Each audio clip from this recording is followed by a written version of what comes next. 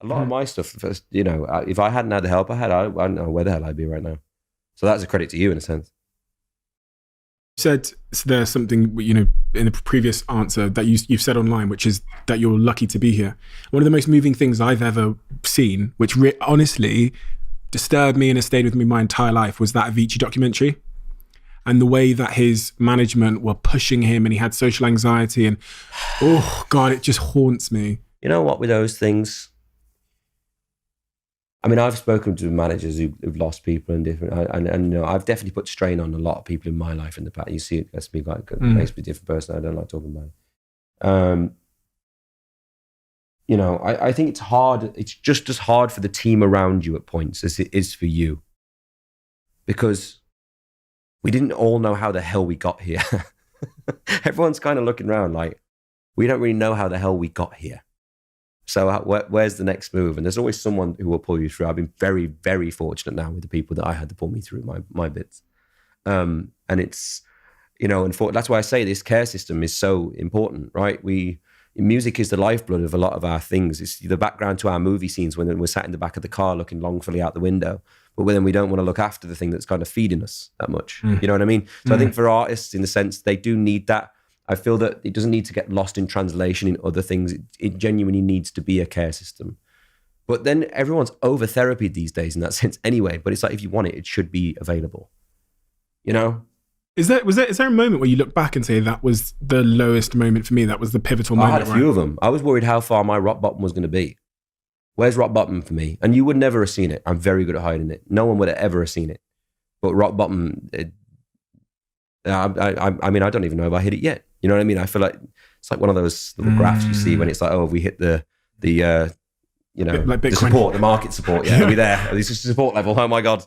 You know, it's the same thing. So it feels like I can either make that choice now and pick my last moment as my rock at the bottom, or I can make a new one and make a whole new low. That's my choice. You said online that you had previously been masking your emotions and feelings, and this was something that you were trying to get over. Said you tried to learn to deal with your emotions instead of masking them. How important has that been? This is something I really struggle with. Can I tell you why? Because I was CEO of a company, 27 years old, 700 employees, and that's wild. Fucking wild, isn't it? All around the world, these adults that are double my age, and I have to be right. My business partner, he'll tell you, he's been on the podcast. He fell away, right? Alcoholic, put on all this weight, depressive, anxiety, fell away. So I'm carrying him because I need, because we co-founders, we're seen as a unit. So when he's out in the street, and he won't mind me saying this, because he's been drinking all day with the team, and he's stealing bottles of wine off other people's tables, just total strangers, and he's doing things in public, which he'd get arrested for, with parts of his body that I'm not going to talk about. When he's doing those things, I'm getting a phone call. I'm 26, and I have to not only manage him, my business partner, but then I'm having to manage all the impact that's had on all of our employees. And I felt that I could never talk or be vulnerable. The thing I find so... But that's why I said it's not, people don't realize it's not just, you know, and what happened to Avicii is terrible, by the way. And I haven't seen the documentary. I didn't watch, I actually knew someone who worked with him. He wrote with me as well. And he said that what he saw was going on was not good. But for the most part, for a lot of these people, there's usually somebody in there that's not very good, but everyone else is trying to help, and you don't see the effect it's having on them as well.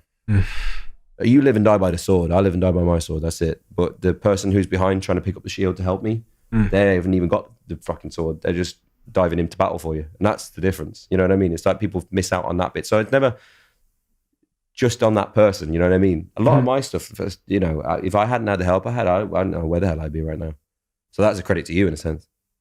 It's super tough. I think with the bit that I really respect you for, though, is you're very open about it. You talk about it. You talk about going to therapy. You talk about your lows. You talk about being unsure if you would even be here, and that's going to do a lot of good for a lot of people. I hope so. I mean, you know what I mean? The worst bit for me is, I think it's seen so much as a tool these days to hide behind the points. And for me, it's never about that situation. Like, I'm just telling you as what it is.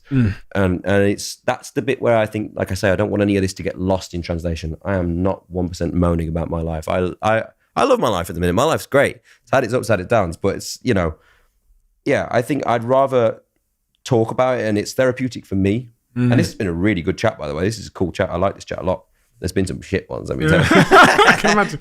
Yeah. No, because I'm genuinely asking you questions that I give a fuck about. Yeah, no, that's it. That's the point, though. And I'm telling you the thing as if it matters to me, not trying to hide behind some sort of bullshit thing. You know? And like I say, I think there's many people who have this effect on therapy and all those things and sobriety. And I ain't saying everyone at home, by the way, should go sober. I ain't telling them to go vegan. I ain't telling them to do whatever. I'm saying this is what I did, and it worked pretty okay for me so far. So, you know,